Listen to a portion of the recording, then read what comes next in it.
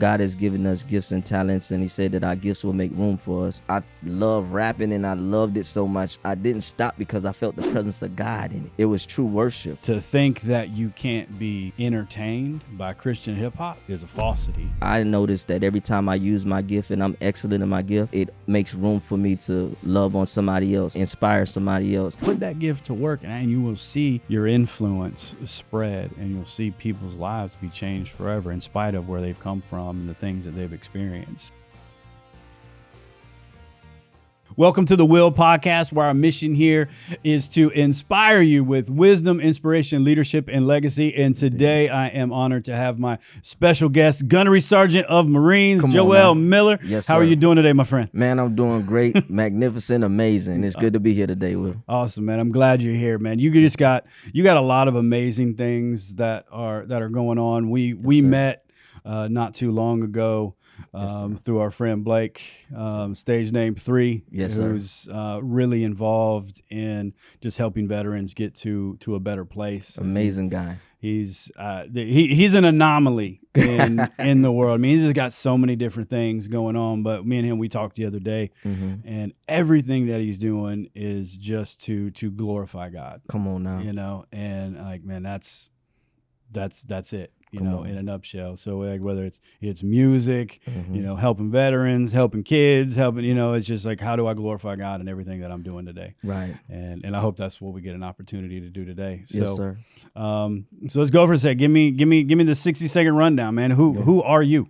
Well, me, I'm a believer in Jesus Christ. Amen. I'm a husband. My wife named Erica Miller. I got to give my baby a shout out. What's up, baby?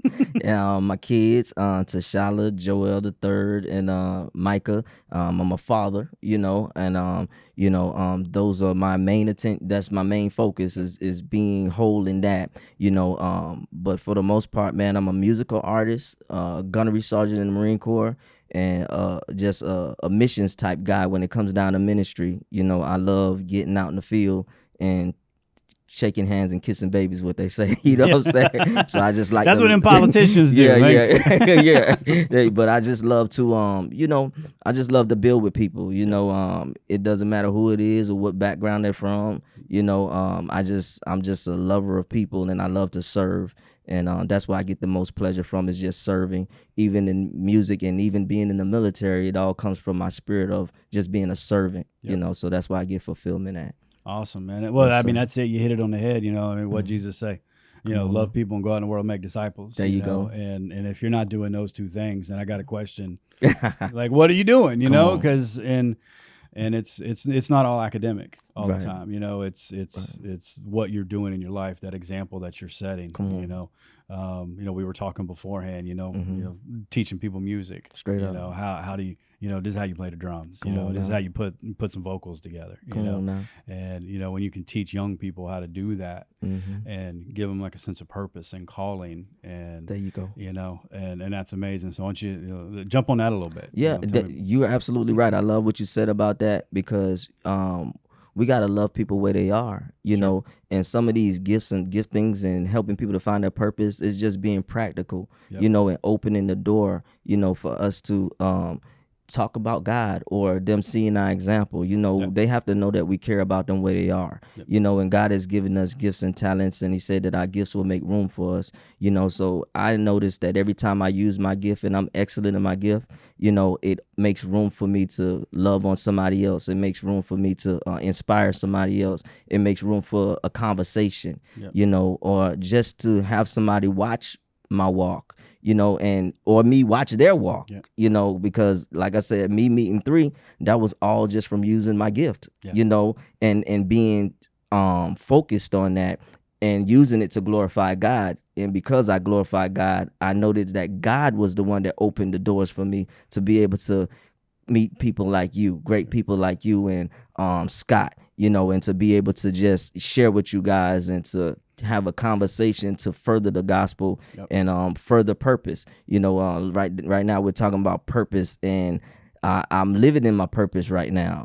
And I believe that the purpose is to be an example and to hone every gift that God has put inside of me, whether it's in just being a leader, whether it's through musical, talent, or just the missions, and being able to just communicate that to the world. And I'm excited, man. Right. You know what I'm saying? And I think often when we get caught up on that word mission, Mm-hmm. Especially in the church world, right? Yes, sir. I'm gonna be a missionary. Mm-hmm. Man, everybody's supposed to be a missionary. Mm-hmm. Like, you don't have, like, there's nothing wrong with international missions, right? They're absolutely necessary. We're called to take the gospel to the ends of the earth, right? Nothing wrong with that. But if you're not being missional on your street, come on now, are you worthy to go somewhere else? It starts at home. It starts in your house. Come on now. If you're not the priest, provider, protector of your family and raising your children, and you're doing those things, like, what testimony are you showing? Come on. You're showing this thing to other people, but your family sees something different, right? And I think that's one of the problems that we have. I mean, just in our nation, with the lack of fathers in the home, and the lack of strong, biblically sound men that are leading with their faith in everything that they do, are, man, they're so far and few between, it seems like. Yes, sir. In the world that we live in today. And to see and to meet, and I've been blessed, I mean, Blake 3, man, he's a unifier, yes, right? Sir. He just brings so many people together. But you got to meet this guy. You got to meet this guy. You just have to. Yes, sir. Because I think sometimes we get on these little islands as men, there you go, that the things that we know to be true, we don't hear them in the world. Right.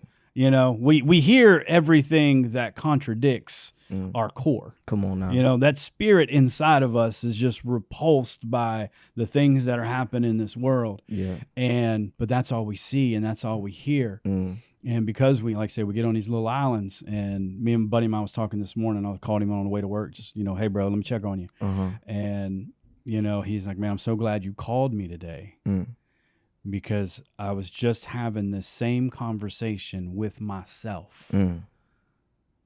And I felt like I was crazy. And he's like, I'm so blessed that you called me. And I was like, bro, you're not crazy. And I was like, but that's what we need to do, is to be vocal, right, on what we believe, why we believe it, right, to protect our households, protect our kids, but not only ours, like other people's, because there's a good solid chance. I mean, math is the math, the statistics are the statistics. Right. Most young people that we come in contact with probably do not have a father in the home. Indeed. And if they do, he ain't present. He's not present. So talk to me a little bit about, like, what are you doing with the young people? Man, young people, it's great that you said that. I love working with young people because I believe we have to sow that seed while they're young. Sure. Lead a child in the way they should go, and when they get older, they will not start straight. Right. So it's important for me to engage them. So music helps me to engage them. And just some of the simple leadership that I learned just being a gunnery sergeant in the Marine Corps. You have young Marines come in and you do your counseling. You get to see the different personalities, and you know what type of leadership you need to apply to certain individuals. It's not favoritism or anything. Certain people just respond differently to different things, right? So even that has taught me how to engage young people. So with the young people, I work with something called Daniel's Kids, and it's like a foster kid facility where they kind of house kids that have been raped, abused, beaten, they're abandoned, or they might just have parents that are struggling with them because they might have some mental illness. So they take them off their hands for a season to try to help regulate them, give them different alternatives and things of that nature. So my goal with Daniel's Kids is to use music to help edify them, because I know that music is therapeutic, because that's what it is for me. Sure. And just kind of teach them basic life skills through certain music that we create, but if you hear something over and over, even the word says faith come by hearing and hearing and hearing by the word of God. Right. So when you hear certain things over and over and over, it gets deposited in your spirit, in your mind, in your soul, and then you begin to start believing that thing and begin to start walking in it. So what I want to do is I want to use music to help create that, so that I can instill positivity, love, and edification inside of them. So that's what I'm doing with them. And the thing that really inspired me to do it was I was trying to figure out my work, because I didn't know my work. I'm very creative. I can kind of hold down a lot of different areas, whether it be sitting at a desk or in a music studio, or just serving in the parking lot like I was talking about. So I'm good at a little bit of everything. So when you kind of like a jack of all trades, it's hard to find your niche and your purpose, and I'm a multi-tool. Come on now. Come on, indeed. So God was just dealing with me, and I wanted God to deal with me about my purpose because I need fulfillment in it. And I keep going back to children. I keep going back to when I first started making music, how I would have young men in my studio, and I would end up ministering to them, and I would use music to edify. Music was like that bait thing that caught them, and they loved it so much, and they opened their heart and their minds to allowing me to be able to minister to them or to fellowship with them or just to love on them or buy them something to eat or take them out, and spend that time. So just doing that, I've written visions like years ago that does that very same thing. I've written it like 3 times about starting something in the community with kids to where I'm working with them with music. And one day, while I was trying to find my purpose, I was just kind of rewriting it again, and for some reason, something said, look at my Google Drive. So I went in my Google Drive, just started looking for certain things that I've created before. And I noticed that I wrote the same vision 3 times. so yeah. God's saying stop writing and start doing. Exactly. So what I did was I went on. So I always had a heart for kids, and I know that God wants us to take care of the widows and the homeless and the orphans and things of that nature. And I want to practice that true religion. You know what I'm saying? By taking care of the community and things of that nature. So I went online and I started looking. I looked up like foster facilities, and Daniel's Kids was the first one that popped up.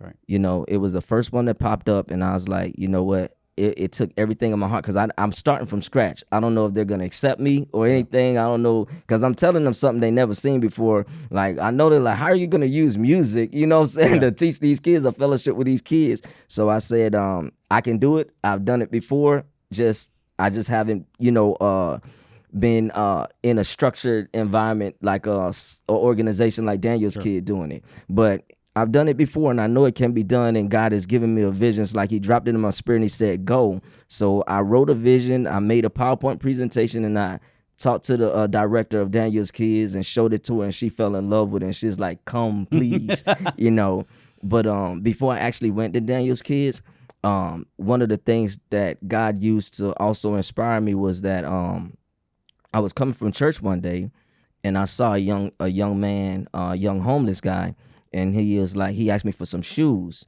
and some money. Well, I would have gave him the shoes off my feet, but they would have been quite uncomfortable for him because his feet was jacked up, So I'm like, I got on these shoes, these church shoes. You don't want these shoes, but I'll get you some money, So I ended up getting some money. But as we was walking and talking, I asked him, I say, man, how old are you? And he said, 17 years old. I said, you're homeless and you're 17 years old? He said, yes. It broke my heart. Yeah. It definitely broke my heart. I started crying about it because even now, it's heartbreaking. Yeah. It shouldn't happen. Yeah. It shouldn't happen.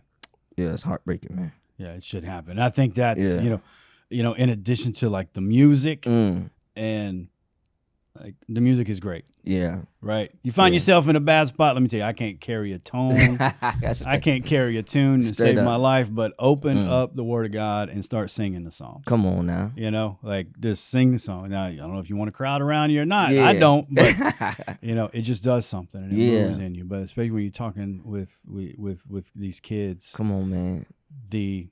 Remove the music. Just having access to somebody who cares. Like that is so powerful. A lot of these kids, like you just said, they're coming from all of these different traumatic environments, right? And anybody that has been around them, like they're so used to being used and manipulated and tortured at times, right? And to see that there are people that truly love you unconditionally, right? Don't want nothing for you, but to see the best for you, just want to love on you, then that's it, and. And so too often these young people, they grow up to be young men and women. Come on now. That are so spiritually and emotionally immature. Yeah. That pattern just continues to repeat itself. Yes, sir. We was talking like men, You know, you know, military, right? Yes, like, sir. we are hard on each other. Come on, not tough. You know, we are hard on each other, and this is how we show affection. Yep. You know, and I try to tell my wife all the time. She don't ever want to listen. yeah, to man. Look, I got 4 daughters, Uh-huh. and my wife has to tell me all the time, and I've been out of the military for a long time, and she's like, "You realize you're not in the Marines anymore, Right. You know?" She's like, "You got to be a little more compassionate. You Right. got to be a little more loving." But like, as men, especially, you know, military types, man, we our insults are I love you, A love jab. right? Because we didn't learn any different. We didn't see it. You know, most of us didn't see, you know, what true, like, biblical love was, Right. you know, from a father figure, you know, and like I know my father loves me, right, and I wouldn't question that, Yeah. but it's different when you start talking about father's love. Come on now. And to try to, like, I love you, but he loves you so much greater than I. Right. So let me teach you about him. Come on Because now. that's the greatest love that we can show anybody. Indeed. Is how much he loves loves you. You know, so people ask, like, why do you do the thing that you do? It's like, because he loves me so much that I just want you to have that. Come on now. You know? There's no greater love than the love of Jesus Christ. None. You know, None at who all. sacrificed his whole body so that we, you know, can have a chance to, you know, take part in the kingdom. I'm Scott DeVore with DeVore Capital. We are a multi-service construction, real estate, and development company. We do services from ground-up development to roofing services to real estate transactions. Reach out to us at 844-4DeVore or at the website link below. Yep. You know, That's it. And then just to be made aware. come on now. You know, to be made aware and to see what the manipulation of children in the world that we live in today. Like, it is terrifying. It is. To see. When we talked a couple weeks ago, the state of California has made it illegal, and they've banned school board officials from being able to tell parents that their children are having some level of identity issues, right? So, like, if they're, you know, born male, trying to go female, you know, doing all of those things, and they've determined that the parent doesn't need to know. But that's crazy. You know, and I'm gonna buck parents for a minute, right? Like, you need to be engaged in talking to your children. Yes. Right? Like, if you need the school system to tell you what's going on with your children, I'm gonna tell you, like, you're dropping the ball and you're failing. Right. Right? But, like, what's next? Right. You know, like what's next? If it's okay for an 8-year-old to say, no, this is what I want, Right. then at what point is it going to be okay for an 8-year-old to say, no, I want to date a 30-year-old man? Exactly. You're like, and I don't, if you would have talked to me in my 20s, I'd said, man, there's absolutely no way that's a thing. And now here I am, 45, and I see what's going on in the world. And, like, man, we are close to this level of insanity. Indeed. And we need men and women that are chasing after the heart of the Lord to step up and stop being passive. Right. Right? I ain't talking about violence and all that crazy stuff, but like, what do you believe? Mm-hmm. And if you really believe it, then you'll act like it, Mm-hmm. and you'll stand in the gap for these kids, and you'll jump in front of them. And I think that's you know what we've been talking about. That's exactly what you've been doing. Yeah. And it's just a blessing, man, to see it, because, like, they are the future. Right. Right. They are absolutely the future, I not just this believe city, this you county, this are the country, like, of the world. Mm-hmm.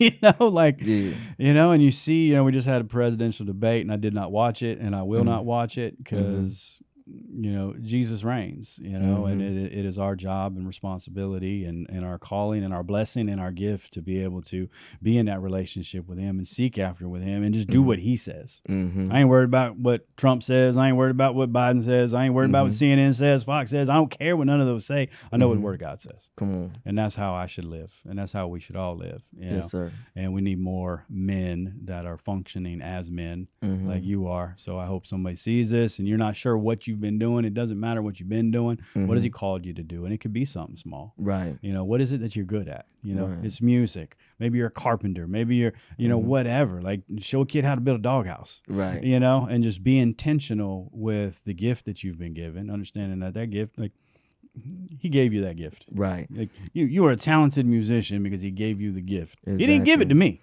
Right? I got other gifts. Yeah. You know, that's not one of them. So use it. Use it. Put that gift to work, and you will see you'll see people, you'll see your influence spread, and you'll see people's lives be changed forever in spite of where they've come from and the things that they've experienced, because they're not lost. Because He came to redeem the whole world. Come on now. You know what I mean? And they just need the opportunity to hear it, you know, and music has definitely created an opportunity for a lot of people to hear that might not listen to me talk, you know. Right. You know, and music, and just like you said, just loving them, meeting them where they at. Yeah. That's just important. You know, it's just important to meet them where they at, man, so that a door can be open. You know, a pastor once tell me, say, you got to catch a fish before you clean a fish. Yeah. You know what I'm saying?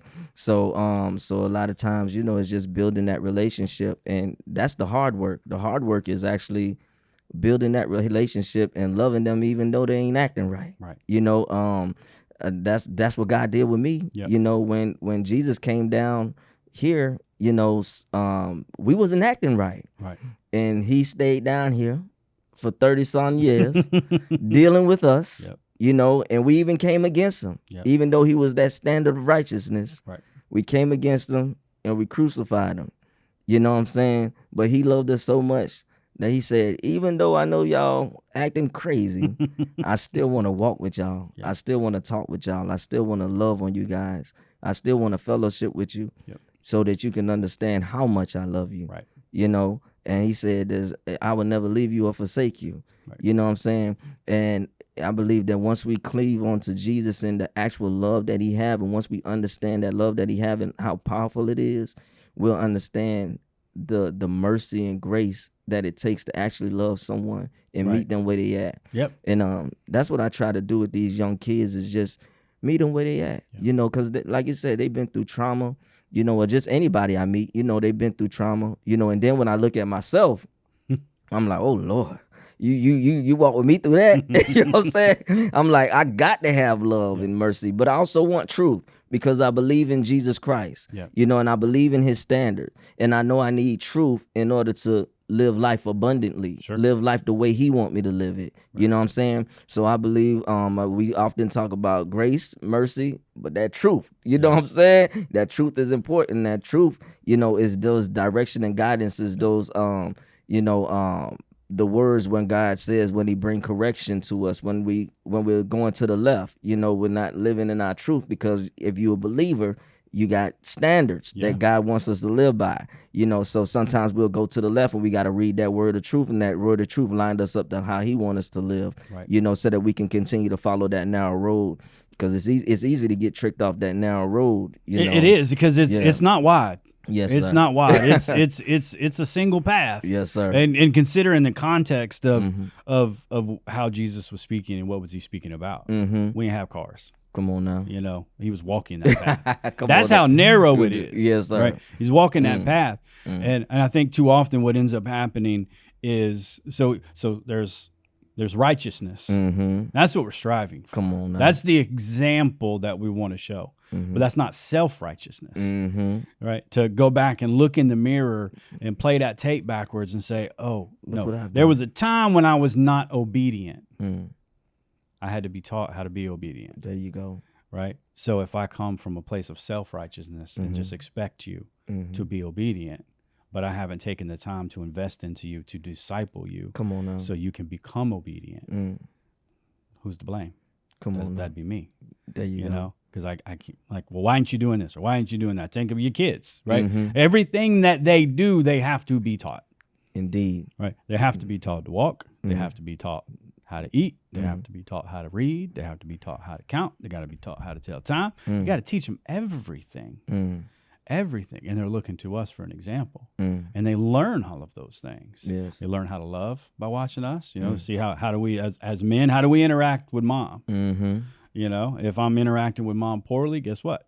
That's what they're gonna do. They're gonna, you know. And if you don't have anybody setting that example for you, I was on the phone with my wife earlier. She was on speakerphone, and my 8-year-old was in a car, and I was in the process of filling out an application, and in the application asked me, how long have I been married? And I was telling my wife about the application, and I said, and I got this other question. It says, does your wife like you? It really wasn't on the application, but that's what I said. And she says, really? That's what it said. I said, yeah, I don't know. It was weird. I said, I just put no. Yeah. And, and I'm just clowning, right? But my 8-year-old, she comes from the back of the car, and she says, Daddy, that ain't true.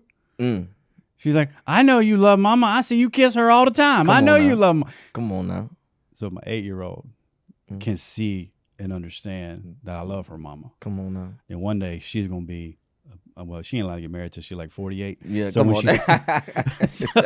so when she's 48, she'll understand. Yeah. Like, no, this is when I'm looking for a husband, when I'm looking for a man, this is, and I hope he's much greater than I am. You know what I'm saying? But like, this is the standard, right? I'm the low bar, right? So your guy needs to be this high. Come on now. So like, if Daddy is the standard, man, there's so many young kids, man, they don't have that standard. Exactly. They don't. Who are they gonna look at? They're gonna look to the world, right? They're gonna look to the popular artists, right, that are talking about the things of the world, and that was before we even met and spoke. Like, you were on stage. Yeah, that's right. And y'all were hitting it, and I was just like, man, I had never heard you before. I was like, man, that's the message that all of these young kids need to see. Praise God. And to think that you can't be, entertained by Christian hip hop is a falsity. Yes, to think that you can't take a genre of music and put Jesus in it and make it Jesus music is a falsity. It's not true, because you absolutely can. Yeah. And to hear that message and to see it, there was a few hundred people was at that show. And just was getting in it and worshiping. Yes. And all hail to the King, you know what I mean? All hail to the King. Come on, man. It's nothing, I tell you, man, even like through my Marine Corps, I was telling Scott, through my Marine Corps career, I had ups and downs and struggles. When I first got in, I've matured a lot, and I've been meritoriously promoted and all types of stuff. But when I first got in, I was horrible, and gave my life to Christ, like, knowing that I gave, because I said it before. I just did. I was unsure. But I put my hand up in the air. Yeah. I came from the old church where they used to tarry. You at the altar, you Jesus, Jesus. So they're gonna beat it into you. Yeah, right. So at the end of the day, but when I really realized that, okay, I want to know this God. I want to know this God. Gave my life to Christ. I still had some struggles, but I even wrote my first song before I really understood what I was actually doing, and I was able to perform it after I in the process, and I just felt this presence. And throughout my Marine Corps career, Christian rap wasn't popular. They don't know I've been in this game for a minute. Like probably just as long as some of your popular artists. Right. When it was corny, when they didn't want it in the church. When the world wasn't accepting it, they're like, man, nah, bro. I had my homeboys was calling me corny. They said, man, you got to go. Right. They told me it was an oxymoron, all types of stuff. But I just couldn't stop, and I didn't stop because I love rapping and I loved it so much. I didn't stop because I felt the presence of God in it. I didn't stop because it was my way to get to him. Right. It was true worship. Yep. It's this guy that I know by the name of The Truth. When he first came out, I just felt the presence of God in his rhymes, and I was like, I want my rhymes to be like that. So when I started writing this stuff, I just focused on God. I focused on worshiping. So that's why it's an experience for me. I actually be up there worshiping. Right. I don't want to perform, just perform, but I do understand the process of performing and entertainment. And sometimes we put a negative spin on the word entertainment and stuff like that. But it's entertaining. It's entertaining. It's performing at the same time. It's still true and genuine, and it's true worship because you're worshiping in spirit and in truth. It just happened to be performing. It just happened to be entertaining. Right. But throughout my Marine Corps career, that's really what helped me, is being able to, write music and express that. Because, as veterans, we don't always have different ways of having outlets and things like that. Right. But by doing what I was doing, I opened the ear and the mind of a lot of different veterans to just kind of open their mind of their gifts and talents and things of that nature. I ran into a lot of people who write stage plays. I ran into people who play guitar, who actually sing, play drums. So I'm like, I didn't even know we were so talented because, especially Marines, we're just kind of stiff. It's like, hoorah's answer to everything. Well, that's it, man. It's no, like when you really get to know, man, when I can go back and look at having the benefit of hindsight. Come on now. Right? I can go back and I can see, even though that I was in rebellion, I wasn't being obedient. I had a clear call. It wasn't audible, but I felt it. Yeah. Like God told me at 17 years old that I was going to preach. Come on now. And due to circumstances and things, like I went a different way. And even though I may have given up on myself, he had not given up on me. Come on. And I found my way into a bottle, and I lived in that bottle for a long time. And went to Marine Corps boot camp, Parris Island, and got done with that. Went to school, did all those things, and I finally checked in at the fleet, and got to the receiving barracks that night. And these two Marines came in. They were both sergeants. They were in civilian clothes, and I was the only person in the receiving barracks that night. And it was a Wednesday night, and they were inviting me to come to church with them, and I refused. And they asked me, they was like, hey, like, do you believe, you got a church home, you got a church back home, da-da-da-da-da. Yeah, man, I'm good. I got all that, I'm good. I'm just going to relax, I'm just going to relax tonight and all these things, and those two men, even in the midst of the military, they came and they were doing the mission, the real mission, and I rejected it. I am Will with DCRE, DeVore Capital Real Estate. We want to help you with your buying and selling real estate transactions. We know in the economy and the market that we have today, everybody is telling you that it is impossible to buy or to sell. We know that we can get the deal done. Give us a call at 844-4DeVore or hit the link below. Have a great day. To paraphrase, Jesus says, if you love me, you do what I say, and so if we don't, then we ain't being obedient. Indeed. And if we're out and we're interacting with young people, old people, and we're just acting and we're not being obedient, then that's what they're going to see. And then what are they going to replicate? Oh, here's just another church guy. Come on now. Telling me I need Jesus, but he ain't showing me how. Right. Like, I know how to not do something. Right. I need people to show me. I need people to disciple me. And that's why I love veterans. I love military folks that God snatches out from wherever they were and transform them again. Because we've all been transformed, especially Marines. I ain't saying we better than anybody, but No, we better. We better. When you get in, because when I came, like there was so much about me just from the boot camp experience. There was so much about me that was different.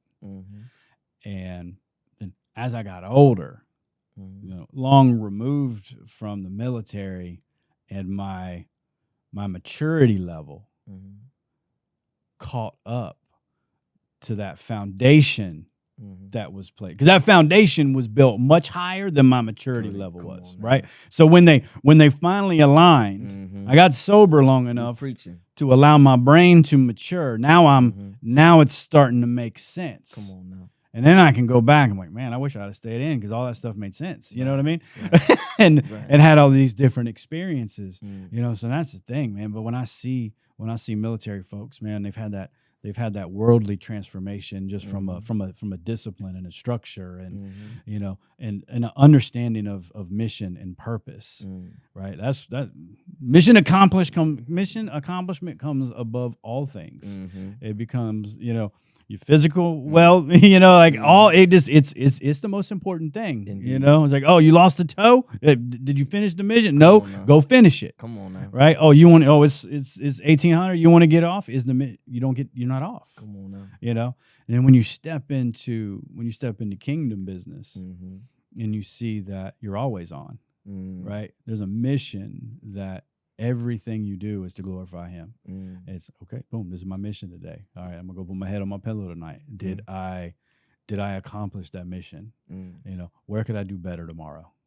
right? And to be able to walk in that, man, it's such a blessing. When I see military folks, man, start walking in their faith, like it's different. There's power in the blood. Don't get me wrong, I'm telling you, but when that blood touches, a veteran, and they get that experience, because one, like veterans can only talk to veterans, that's just it. But veterans can speak from a place of leadership and authority to everyone. Right. But a veteran, it takes a veteran to talk to a veteran. Come on now. It takes a veteran. You healing me right now. Boy, I'll be trying to talk to people like that. Yeah, because you can't, you just can't relate. Yeah. Yeah. And there's so many times where, and I remember, and this is my pride, my ego, and my stubbornness, there would be people that meant well. And they were just trying to help me out of the mess that I was in. And they wanted to tell me about Jesus, and they wanted to, but they would always say that, I almost joined. And as soon as they would say that, man, I just shut them down. I just shut them down with my pride and my ego. And it's like, no, well, I'm almost better than you. You know what I'm saying? Like that's what was happening, and that wasn't real. That was here. Right. But understanding that mindset and understanding like that's what people, some of the highest rated podcasts that are out right now are former operators and SEALs, and like men want to be that alpha. Exactly. You know what I mean? You want to be that Call of Duty. And there's suspense and there's intrigue, and there's like, oh man, like that guy's a man, Jocko, like he's done it, and all of these things, and I mean, I love those guys and what their commitment to serve the country and do those things. But man, you give me a guy who got out after one enlistment who was, a E3 and a cook. Like there's something different about him. And then when he has that encounter with Jesus and he starts going out there, like he can relate to that guy, that also served. And like, dude, man, I get it. It's important. It's important to have those out there. Yeah. You know what I'm saying, that can relate, because like you said, is we have a lingo, we have a language. Like I tell my wife, man, when I go to training, even though with the reserve, sometimes I'm there for 2 weeks to a month, and sometimes I'm just there for a weekend. But when I come back home, give me a couple of days to get back into husband, civilian Joel. Yeah. Because I'm Gunny Miller out there, and this is a whole nother world. Yeah. And I do my best. My creativity and my fun nature helps me to dial it back and figure it out quicker.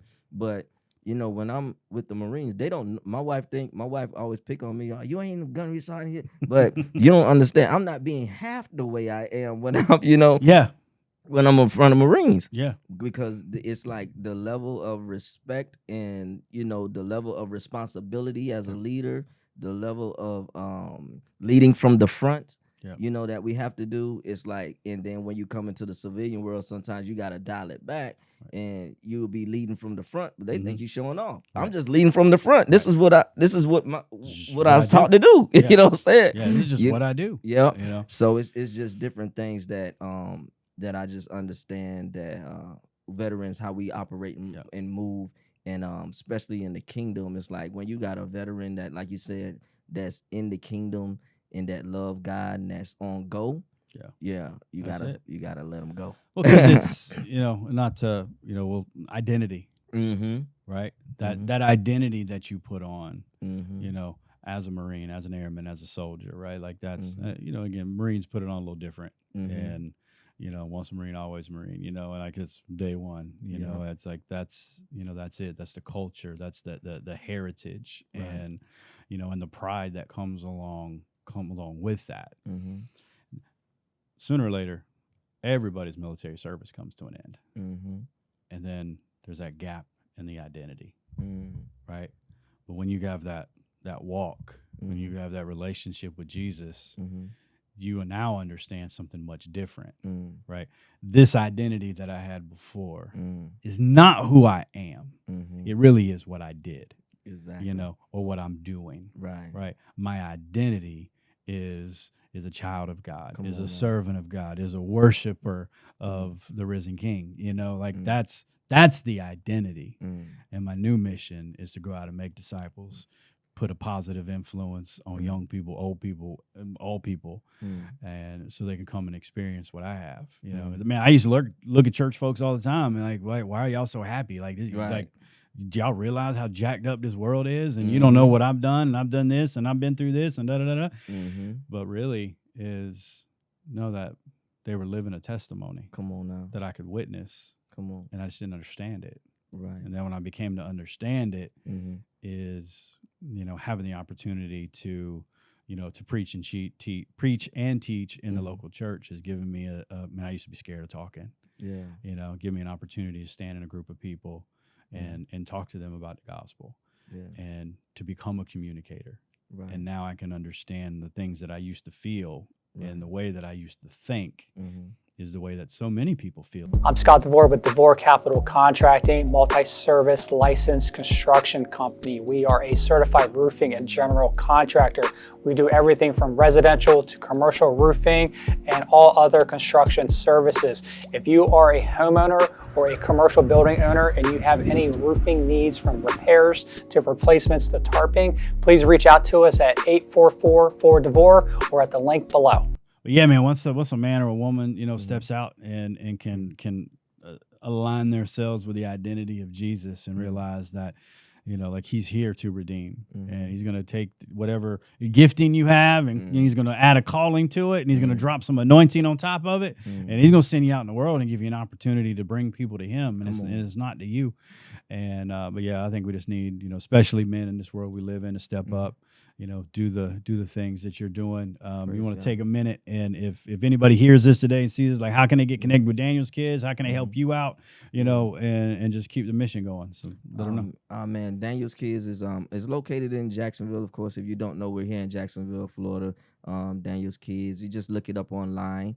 And they're always looking for volunteers, and they're looking for people to donate, whether it's socks, clothes, food, things of that nature. You could reach out to the front office and see how you could be of help. They're also looking for people to assist with teaching basic life skills and things of that nature, you know, because some of the kids, they don't necessarily have that. So, hey, if you're in the Jacksonville area, you want to help out, please, we can use the help. They can use the help, and I'm just a volunteer, you know, just serving in that area with these guys. Also, for my music and things of that nature, you could go to blessedtobe23.com, and that's where I have all my content at, as far as like the work that I'm doing, the workshops that I do, some music and upcoming events and things of that nature. And also legit_music with a Q on Instagram. You can also find me there. Yes, sir. It's worth it. Check it out. Check it out. And again, I am Will, and I want to thank you for being here. We hope we've accomplished our mission of bringing you some wisdom, inspiration, leadership, and legacy. If we can help you in any way, drop a comment below. We want to pray for you. We want to help you get to the next level in your life. Let us know how we can be a blessing. Take care.